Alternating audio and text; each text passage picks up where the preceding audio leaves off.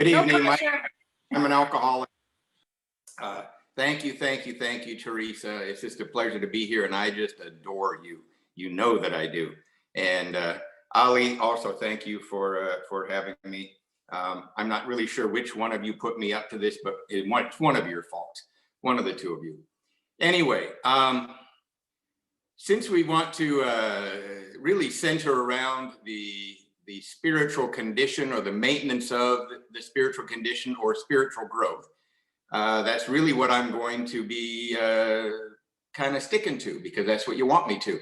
I'm used to just sort of telling the alcoholic story, but these days everybody seems to want to get specific on what you're going to talk about. So I'm very willing to go along with it. So what I'm going to try to do here is, first of all, talk a little bit about my background and what my childhood exposure to a power greater than myself, or the idea of this thing we call God, was as a child, how I lost that, and then how I regained it. I'll talk about a couple of experiences I've had, and then I will hopefully get around to talking about, I will get around to how I try to maintain that, why I need to maintain that. I'm also going to talk about why I think I need to have this relationship with God more than the average person. See, I think that alcoholics sort of have this this blessed curse, right? That the normal person, the non-alcoholic, can most certainly live a life without a power greater than themselves. They can live a life of agnosticism. They can live a life of really atheism. They can live a life of without much consciousness of that which created us. And they really, the penalty that they get is sort of, you know, their funeral is a little bit smaller than it could have been. They, you know, they just wouldn't have found maybe the full life that they might have had, I suppose. You know, I don't really know. But I know that for me, I am absolutely forced into seeking and experiencing this thing called God, at least on a semi-regular basis in my life. And I'm going to get to this, that it's okay if it is very irregular, but at least comes once in a while. But first I'm going to talk about why do I need this? And so I'm going to talk a little bit about, well, about what I think Alcoholics Anonymous actually is. You see, when I got to Alcoholics Anonymous, I was 25 years old. I was delivered to Alcoholics Anonymous in handcuffs by the military. And when I arrived here at 25 years old, which was, my sobriety date is January 21st, 1987.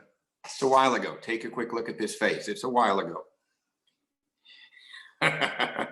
And the question that was posed to me by Alcoholics Anonymous. Now, nobody really just threw this question at me, but in general, the fellowship and the literature of Alcoholics Anonymous pretty much said to me, as this young man, 25, dying of alcoholism, as you know, I'm just going to summarize the bottom of page 25, because that's basically what Alcoholics Anonymous says to the new person. If you're as seriously alcoholic as we were, we believe there's no middle of the road solution. We have but two alternatives, and I'm going to be summarizing here. So if there's anybody out there that's a big book enthusiast that turned into like big book judger, you can judge me for paraphrasing. That's okay. But you know, if you're as seriously alcoholic as we were, we believe there's no middle of the road solution. We believe we have but two alternatives. One is to go on to the bitter end, blotting out our existence as best we can. The other is to accept spiritual help. That was the two options that was basically given to me by Alcoholics Anonymous when I arrived here at 25 years old. And what that really means when they say blot out our existence as best we can, they're really saying, go ahead and drink. Okay, you believe you're alcoholic? You got two choices. Go ahead and drink. The only other option is spiritual help. There is no middle of the road and or, you know, but I'd like to, can I do a little of this and a little of that? No, there's no middle of the road on that. It's one or the other. And when I got to Alcoholics Anonymous, if I'm doing my math right, Alcoholics Anonymous was only 52 years old. It's 85 years old now. I'm 33 years sober. And in 1987, when I arrived in Alcoholics Anonymous, and it's 52 years old,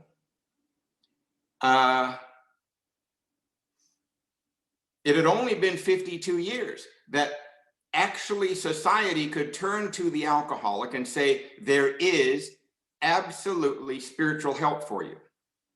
You see, prior to Alcoholics Anonymous, yes, it's no doubt about it, throughout the history of mankind and its relationship with alcohol, drunks got sober once in a while, here and there. There's no doubt about it. Carl Jung makes reference to it in his conversation with Roland Hazard. And I'm going to, I might make reference to some AA history here. And if you are new or fairly new, great, you might not know it. But if you've got more than 6 months and you don't know a little bit more than Bill and Bob about AA history, you should know who Roland Hazard is, Ebby Thatcher, Dr. Silkworth.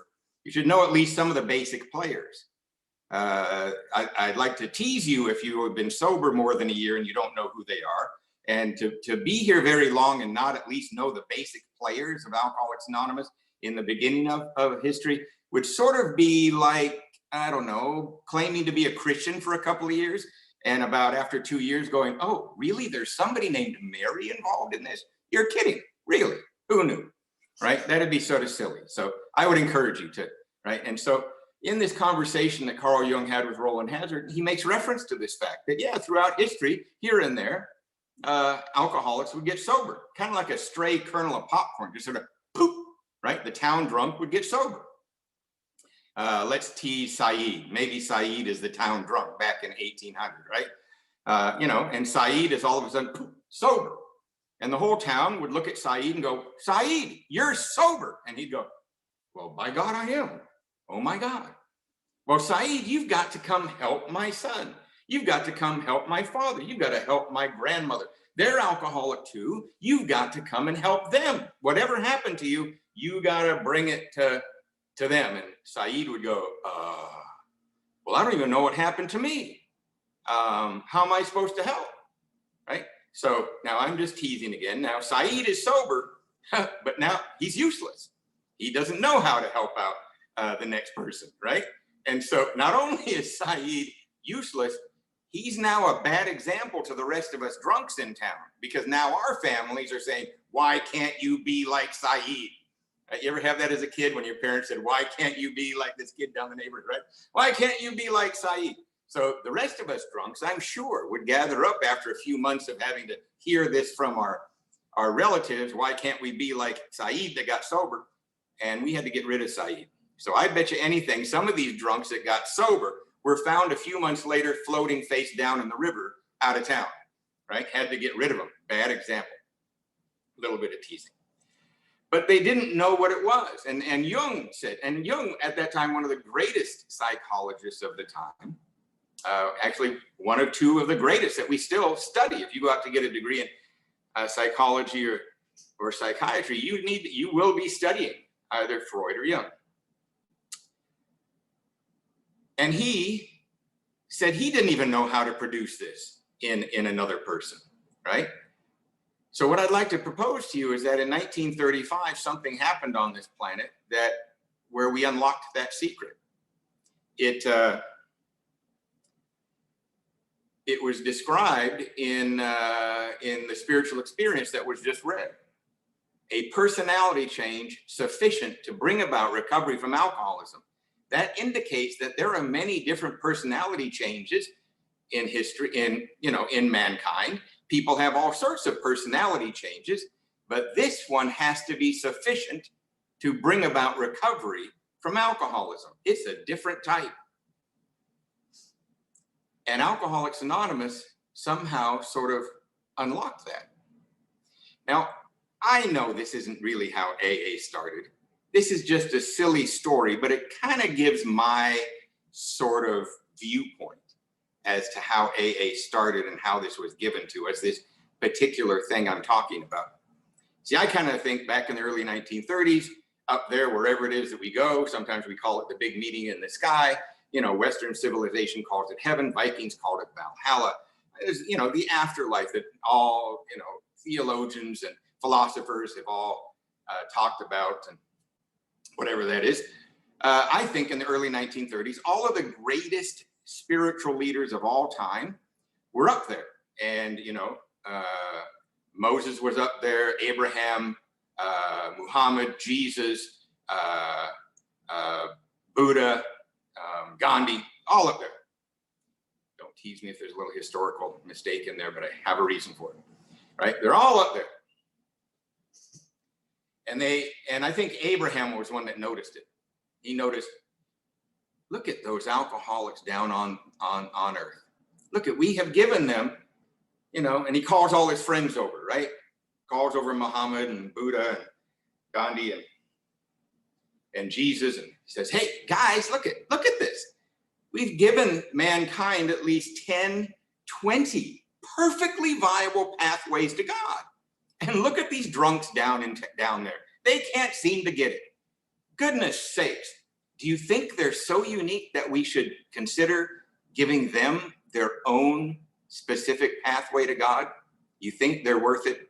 So they had a little group conscience, and they're bouncing back and forth, and Gandhi chimed in and said, well, if we are to give them their own specific solution, I think that part of that solution would be that they get to incessantly talk about themselves. And so they definitely threw that one in, obviously, right? And they took a group conscience and they decided, yep, sure enough, we're going to do this. So they started to look around on planet Earth, and indeed, I think, again, Abraham was the head of the committee. So he chose a stock speculator and a proctologist. My late sponsor, Eddie Cochran, called that odds and ends, is what he called that. And Alcoholics Anonymous was given to us.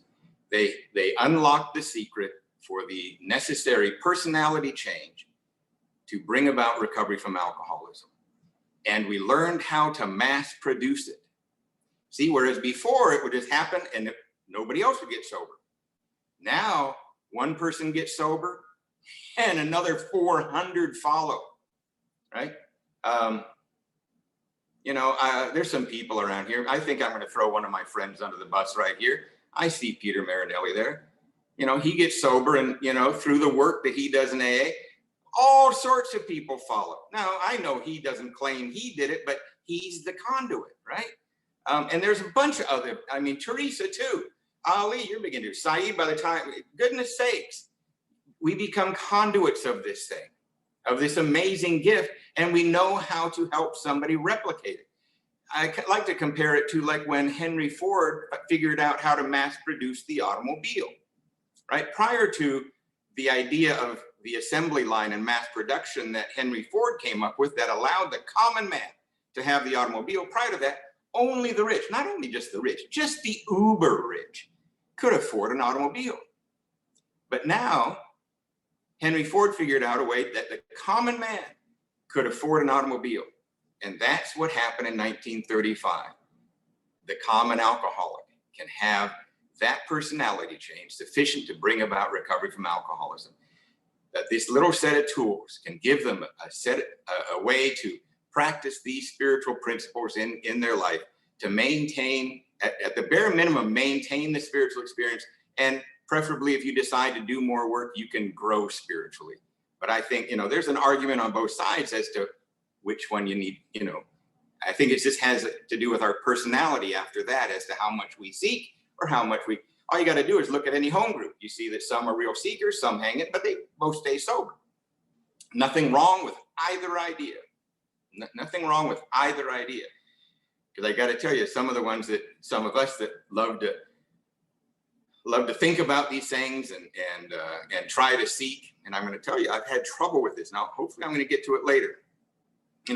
We might judge the guy that just hangs out at the Alano Club, but you know what? Sometimes that 12-step call, the guy that answers that phone that we think just plays cards and does nothing, sometimes they are the quickest and the best at that immediate 12-step call, or that drunk that happens to stumble in or is sleeping out behind that Alano Club. Never. I've learned my lessons, and never decide who is or who is not practicing spiritual principles. In fact, that can be dangerous. Maybe I'll get around to talking about that later. Anyway, so that's what I think Alcoholics Anonymous is. My background, born in Helena, Montana, 4 years old. So my father was a Lutheran minister. My mother, Canadian, really a scholar, and then school teacher, and later had a brilliant business career based upon women's rights, and a lot of, I may get around to talk about that. But at 4 years old, my father was hired by the Swiss Basel Church to start a church on the island of Borneo in Southeast Asia. So just like in our history, all of our relatives and everybody in Montana thought a lunacy commission was deserved, but he took us kids and his wife in 1964 to the island of Borneo. And I lived there until I was 9 years old, from 4 years old to 9 years old. Of course, I was raised to that point in a very, in a Swedish Lutheran Midwestern culture, you know, where you're in church basements having potlucks and, you know, very standard Lutheran sort of thing. But now I'm in Borneo, and it is, I got to tell you, Kota Kinabalu on the northern tip of the island of Borneo is a melting pot of Southeast Asia. It really was. It was a shipping port. And there were Chinese, Malay, Indian, Filipino, Thai, all there. And all of their religions were there, very prevalent: Muslim, Buddhist, Hindu, you know. And I became just as at home smelling the incense in the Buddhist temple as I was at the basement of a Lutheran church. It literally was. From 5 years old to 9 years old, I was exposed to all of this. And my dad had a spiritual rearrangement, right? And that everything that he was taught as a seminarian, he had at that point, he just had a master's in divinity. He later got a PhD in theology. But everything that he had learned, he realized, oh, maybe they were not quite right. It seems like everybody's right that's trying to seek God. It was really a spiritual awakening for him. And he became extremely open-minded. And so that's what I was exposed to, right? However, it never worked. It was working for me as a kid until I took a drink at 11. And what happens to somebody like me, because I'm alcoholic, the action of alcohol does something different to me than it does to other people. And I checked out. I just checked out 11 very quickly. At 11, I took a drink. My hair is down onto my shoulders, and all I cared about was the next drink and the next concert tickets I'm getting to. My vocabulary is, hey, man. I call my mother, man, what's up, right? And of course, my parents would lose their mind, and they would always blame my problems on people, places, and things. Anyway, fast forward to 25 years old, I'm being delivered into a military treatment center in handcuffs. After drinking on top of antabuse for 7 months, got to tell you, drinking on top of antabuse for 7 months can get rather colorful. It can get rather colorful. Red face, hyperventilate, sweat, and then projectile vomiting like Linda Blair in The Exorcist, right? But if you hang in there, that's an important feature of drinking on top of antabuse. You cannot half measure it if you're going to drink on top of antabuse. In fact, if you're going to drink on top of antabuse, you might need to reach down deep for a level of commitment you might not even know you have. But I drank on top of antabuse for the last 7 months of my drinking. I'm delivered to a military treatment center. And I'd love to tell you that, at a certain point, the reason I was in the military was because I wanted to serve my country, get an education, and see the world. No, a drug deal had gone very, very badly. That's why I was in the military. That's just the truth. But I do have to tell you that while I was in the military, for the very first time in my life, I felt like I was doing something worthwhile. I was out in the middle of the Pacific Ocean on a Spruance-class destroyer hunting Russian submarines. And it was like out of a Tom Clancy novel. Not as dramatic, right? No, it's certainly not as dramatic, but all of the logistical stuff that you read about in the Tom Clancy novel, it was all there, right? The way we would triangulate and we would use sonar buoys and trace down these Russian submarines and these sort of political standoffs. And it was just, for the first time in my life, I felt like I was doing something worthwhile.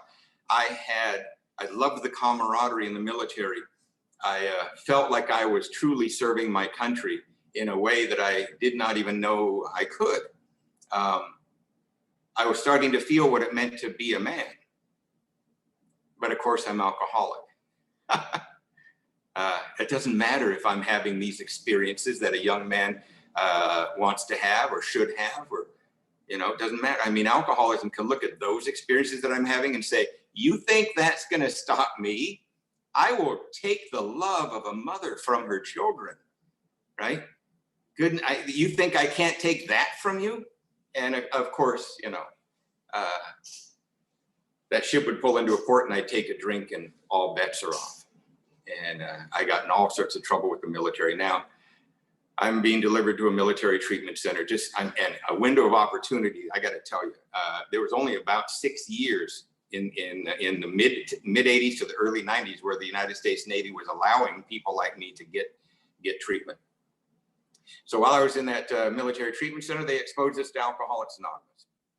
And for the very first time in my life, when there was a window of opportunity for sobriety, I'd had other windows of opportunity of sobriety, friend overdose, you got to lay low.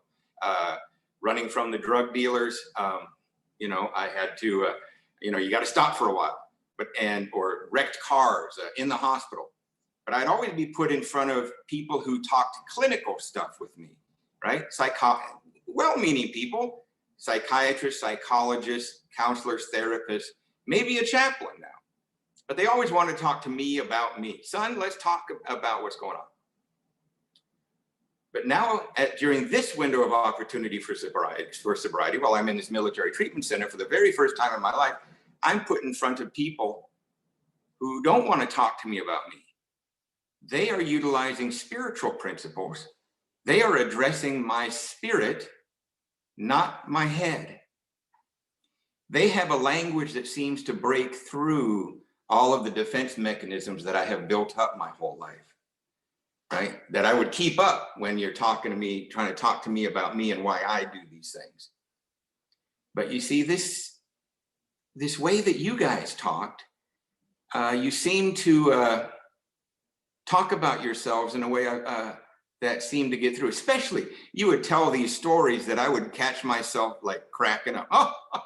Right? You'd say, and then I shot myself. I'm in the bathtub. I'm bleeding to death, but I still got my bottle. I haven't broken that. And we're all like, right? And I would catch myself and realize, oh my God, I'm laughing at a very tragic thing here. And I believe that when a human being, I'll talk for myself, whenever I laugh, all my defense mechanisms are down. Everything that I think I can keep you away from me is temporarily down for about 4 seconds.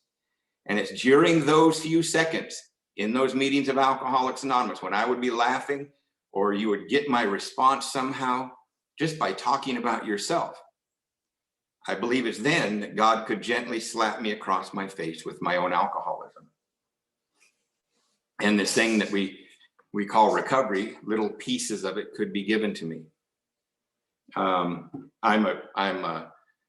the benefit of when I got out of that treatment center, I had 45 days. I'm physically feeling better, and I had a lot of information.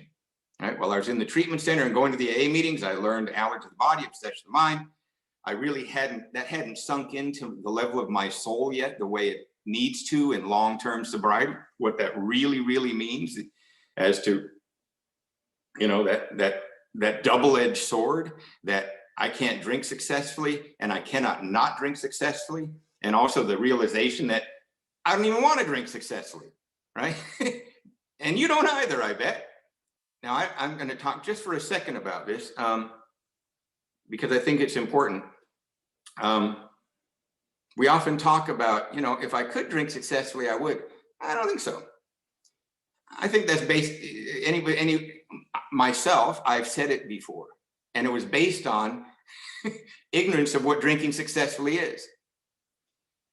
Now, I don't have any experience of drinking successfully, so I don't know why I'm commenting on it, but I will. I've read about it and I've witnessed it a few times, and apparently drinking successfully entails taking 2 drinks and stopping.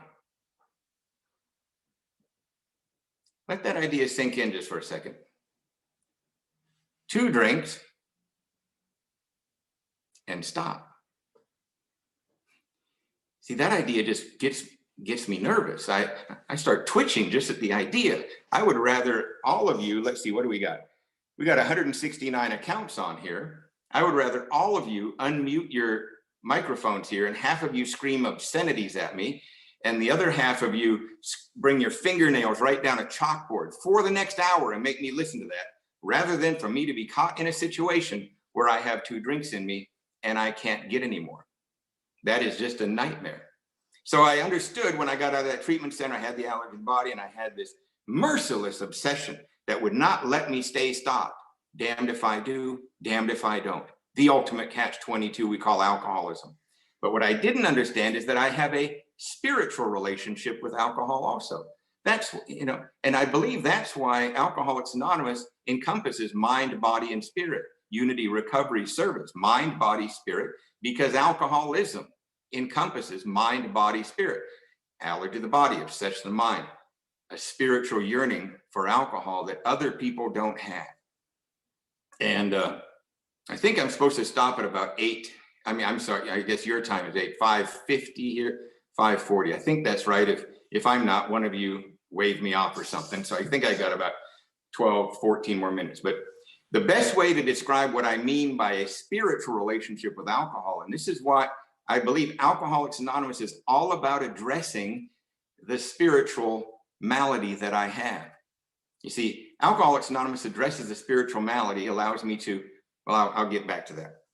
But the only way I can describe this spiritual relationship that I believe I have with alcohol, when I say spiritual, I'm talking about that my spirit, that thing that makes me me, that thing that's trying to communicate with you right now, that part of the human experience that musicians, poets, philosophers, authors have all tried to describe, right? That thing that makes me me, that thing that makes you you.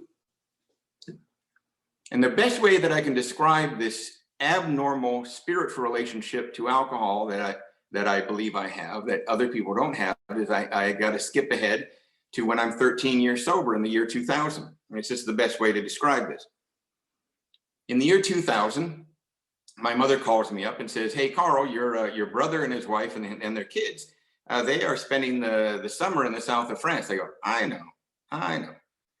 They had this huge house for like 4 months in the south of France. And my brother and his first wife were like in the first 200 to 300 employees of Microsoft. So there's like ridiculous money. No resentment from me at all. And right, so she goes, and they said we can come and visit, and there's a whole wing of the house that we can stay in for 10 days, 12 days if we want. And I go, hey, sounds fantastic. Let's do it. And she said, well, and also on the way, why don't we stop in Iceland for about a week, and we will see the family farm and the museum dedicated to your great aunt. And I go, this sounds fantastic. Let's go. And so we spent a week in Iceland, and that was the year 2000. I think I had such a spectacular time in Iceland. I think I've actually been back 8 times since the year 2000, back to Iceland. But that's not the point of the story. Incredible AA in Iceland. Anyway, the point of the story happens in the south of France. One of the nights that we're there, my brother says, hey, Karl, since you're sober, you're going to drive, and we're all going to go out for a 13-course French meal at this castle that's about 10 kilometers away. And I go, sure, I'll drive, but this 13-course French meal sounds very expensive, so you're paying. I'm not going to be pulling out my wallet when that bill comes around. Just want to make sure you understand that, Eric. But yeah, all right. So I drive, and they had the nannies watch the kids, and my brother and his wife and my mom, I drive, and we take off about 10 kilometers. This incredible castle in the French countryside. And the whole courtyard of this is a restaurant, right? Where we're going to have a 13-course French meal. Now, I'd never had a 13-course French meal before that. And if you've never had a 13-course French meal, what they do is they bring a tiny little bit of food 13 times. That's what they do. They bring a tiny little bit of food 13 times. And with each one of these tiny little bits of food, they bring this ridiculously small little glass of wine, right? I mean, a really ridiculously small glass of wine. And the waiter or the maitre d', if the waiter's busy, will tell a story about why that wine was paired with that food. And then he will also tell a story about what vineyard that wine came from, what region that vineyard is in, and the family who has historically owned that land that the vineyard is on. So it's all very interesting. My brother and his wife, they recognize a good drinking opportunity, and they're like, hey, yeah, tell us a little more. And hey, let's try to pair this one with that one. And hey, tell us more about that vineyard. Where is it? Maybe we could go wine tasting in a couple of days. Blah, blah, blah, blah. They're going on and on. They're having a good time. Now me, I'm trying all the diet. I'm 13 years sober, so I'm trying all the Diet Cokes of the region. I kept on asking the waiter for a story about that. He seemed to get embarrassed for me. No, miss, you look around. Hey, no. But my mother, by this time, I guess she was 75 years old, if I do the math right. She just died last year at 93. Maybe, yeah, she was 73, maybe.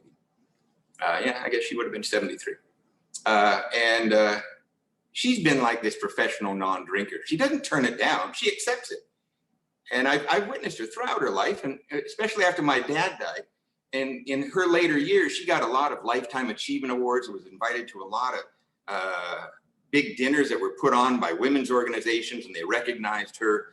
And I would fly up to Seattle and escort my mother to some of these things after my father passed away. And she did it way into her later life. They would offer booze. She wouldn't turn it down. She would just say, sure. And the drink would be there. She would fake sipping it, and then she just move it to the side. And I watched her do that. I've seen her do that for decades. And I just knew that's what she did. And indeed, these little tiny glasses of wines that night were piling up in front of her. And so she told the waiter, hey, take those away, and don't bring me anymore. And I said, Mom, come on. For God's sake, I'm driving. Have a little more. And she said, no. I don't like the way it makes me feel. Now, I should have left well enough alone and just carried on to the next part of the conversation. But I decided, for whatever reason, this time I decided to ask the $1 million question. I said, Mom, how does it make you feel? And what she said literally floored me. This is what she said. She said, well, Karl, I'm here having a once-in-a-lifetime experience. I'm sitting here looking at the colors of the French countryside at sunset. And Karl, I'm having a hard time getting the words to describe that beauty of those colors. It's just so magnificent. And Karl, I'm listening to the string quartet that's playing right over there, and the music is literally rattling my bones. I just love that sound. And Karl, I'm sitting here talking with 3 of the people I love the most in the world. And Karl, if I were to drink a little bit too much alcohol, the colors would start to get dull, blurry, and sloppy. The music would start to sound shallow and off in the distance. And Karl, I would have a really hard time keeping the conversation going with you 3. Do you get that? That's fundamentally the opposite relationship to alcohol than I have. Because what she's saying is of and by herself, in her own experience. She can see the colors of life. She can hear the music, and she can connect with God's other kids. She adds a little alcohol, and it all gets dull, blurry, and sloppy. You see, me, of and by myself, I cannot see the colors. I cannot hear the music, and you are goddamn boring. You really are. You give me 4 or 5 drinks, and oh, do you see the tapestry of God's handiwork there on the horizon? What a privilege to be here to see that. Do you hear the music? I will tell you where that cello was made, whether I know or not. I can make up the name of a German village on the spot. And you become very interesting, but not as interesting as me. And I had this experience where I realized that Alcoholics Anonymous, through doing the things you had asked me to do, this set of principles that we're supposed to follow, allowed my spirit to awaken to life so that I could see the colors, hear the music, and connect with God's other kids without a drink. And I'm convinced that if I don't find that, I'm not staying in Alcoholics Anonymous. I'm not going to stay because it's going to get dull and boring and I'll say things like, I can't believe that speaker's saying the same thing he did 3 weeks ago, right? What's happened to me is that somehow it unlocked this thing in my soul that craved life again. Now it comes into, how do I maintain that? And am I going to grow towards more? That's the idea these days. And I believe that's what step 11 instructs us to do, is to maintain that. And with me, it's to maintain that joy of life. I'm really happy that that's the way Teresa described me, that I have a real joy towards life, because I do. And what it is because I pay attention to my attitude towards life, and that is my spirit. So I take certain exercises, certain actions in my life that keeps my spirit alive. Most of it is just the basics of Alcoholics Anonymous. Some of the other stuff has been that I didn't really purposely do this. I didn't mean to. It sort of thrown at me, but I designed my life to that. My office sits in a men's recovery house. And I didn't mean to do that. I was working for General Electric, and this got thrown at me, and I kicked and screamed and didn't want to do it. But you know what? It's exactly where I needed to be. I see a whole bunch of alcoholics, drug addicts, mentally ill people, or, future delegates to World Services. That's who they are. That's who I interact with every single day. And it feeds my spirit. It really, really does. On a daily practice, now non-COVID, because the Zoom meeting does not do it for, the Zoom speaker meetings really do it for me. And I don't know if other people are doing this, and maybe you've had the opposite experience. My experience, I'm not connecting as well with the Zoom participation meetings where it bounces around between. But the morning meeting here in the town I live in, Covina, we open up with the 3rd step prayer and we close with the 7-step prayer. And I take that very, very seriously during those few minutes. And that's my guidance that I do on a normal basis, is that I sit there and meditate on those words of the 3rd step prayer. I listen to other people. I listen. And then I close with the 7th step prayer. And that's my way of doing exactly what the book asks me to do, is ask God for direction. And if you're in a meeting and a bunch of new people are sharing, it becomes very apparent what our job is. Remember? And I think I've only got about 3 minutes left. I'm going to say that I have somewhat struggled with having a really, of knowing God's there all the time. I think I struggle with them more than most people, but I'll tell you why I'm okay with it. See, I had a couple of fundamental experiences. I'll tell you about one when I was about 3 years sober. And 3 years sober can be a real turning point. Which way is your life going to go? Are you going to dive head first? Are you going to put your chips all in to Alcoholics Anonymous, or are you not? And I had just left my commitment in West Los Angeles. I was out of the Navy. My first 2 years sober were still in the Navy. I got out of the Navy with an honorable discharge. That's the result of the steps, and apparently merciful God, and a person element that lost half my file. That's how I got an honorable discharge. But anyway, about 1.5 years later than that, I had a commitment on West Los Angeles. I'm still having to push start this car. I've gotten a good job, but I'm just about, anyway, I'm still broke, really broke, right? In 3 years, so really broke. In fact, so I'm push starting a car, and this is how broke I am. You remember those, it's 1990 probably. Remember those big boom boxes? The car didn't have a cassette player. So I have this boom box on my passenger seat, and those take large D-size batteries, right? And I was so broke, I had to choose between cigarettes and D-size batteries quite often. And I had that boom box there so I could listen to cassette tapes of some of the speakers that people had talked about in these LA meetings that I'm going to, right? So I'm leaving a West Los Angeles meeting. It's about a 35-mile drive back to Covina. I'm puttering along in this little 68 Volkswagen. I'm listening to a Chuck C tape. Now I'm really struggling with life at this point, and I'm again toying with the idea that I should really start chasing life rather than just being in Alcoholics Anonymous. But I'd had a previous experience where I had said, "I will do your work well, God, if you can just let me stay sober," right? And that was good enough to that point. But then I'm struggling again, and I don't have time to get into with everything I was struggling, but it was hit all areas, right? Hit all areas that a man cares about. And I'm listening to this Chuck C tape, and I know a few of you, it was one from one of his Easter morning talks that he used to give. And Chuck C was technically my grand sponsor at one point, even though he had already passed away, but Eddie Cochran was sponsored by Chuck C. And in this cassette tape, now I'm really getting upset as I'm driving. And again, all areas of my life are not working, and I'm struggling. And Chuck C is talking, and a few of you, if you've heard him, you know what I'm about ready to say. He was talking about surrender, and he would start yelling at the audience. He would start yelling at the other A members.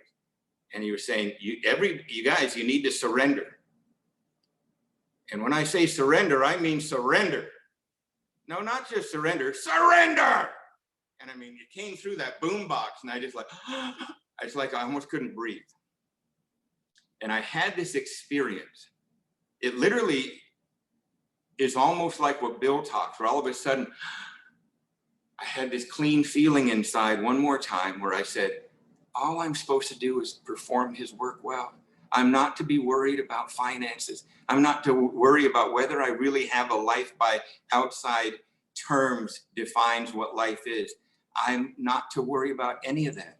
I'm simply supposed to perform his work well. And I remember I pulled over, and I literally got out and got down on my knees, and I said, I'll do anything you ask of me.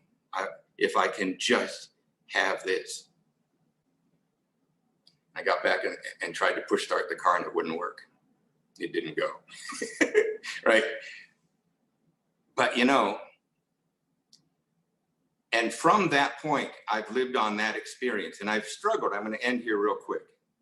I've struggled with ever having that experience again. I've never felt that close to my Creator as I did that day. And I wonder why. But in the next 4 years, my life fell into place in ways that I absolutely don't even know how to describe to you. And it doesn't matter that I don't feel the same closeness on a regular basis. And about 6 or 7 years ago, maybe it was longer, I read an article that in Time magazine about Mother Teresa. And I am not comparing myself to Mother Teresa, but just her experience allowed me to know it's okay. And I was dumbfounded to find out, because I mean, she really devoted her life to doing his works well, one would say, right? And she had in the early 1940s, she had a fundamental spiritual experience.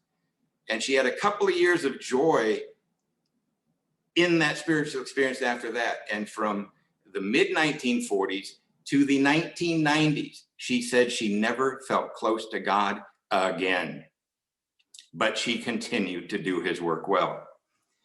And that's way more extreme than I'm talking about. What I have is I have a struggle with it, right? But I always remember, my job in Alcoholics Anonymous is to show up no matter what. My job is to be willing to talk and tell my story no matter what. My job is to say yes to the new guy. My job is to simply put my hand out and say, how can I help? And I got to tell you, all the outside trappings of life have all happened for me. I have 2 beautiful kids. They've got a great mother. We got divorced. I know you've never heard of that in AA. Long story, big deal. But we're we're 2 good, very, very good co-parents. Financially, I'm better off than I could have ever imagined through other methods, right? Not from my work, it's other things came. So anyway, hopefully I have centered somewhere around the topic, but if not, oh well, it's done anyway. So anyway, I love all of you, and have a very good night. Thank you so much.